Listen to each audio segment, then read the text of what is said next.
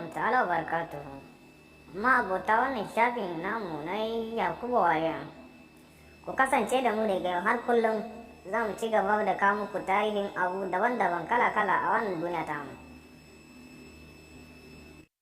Yau muna ɗauke da tarihin bakan gizo.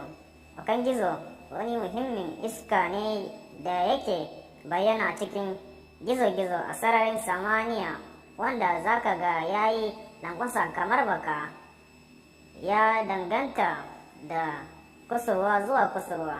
A turance ana kiran shi da rambo. Shi dai wannan abu yana dauke da kaloli daban-daban har kusan guda 7. Mafi akasari yana bayyana ne lokacin da hadari ya taso cikin ikon Allah. Da zarar bakan gizo ya bayyana, nan take za ka ga hadari ya lafa, ma'ana zai washe zuwa wani ɗan lokaci, daga nan kuma sai ruwa kece.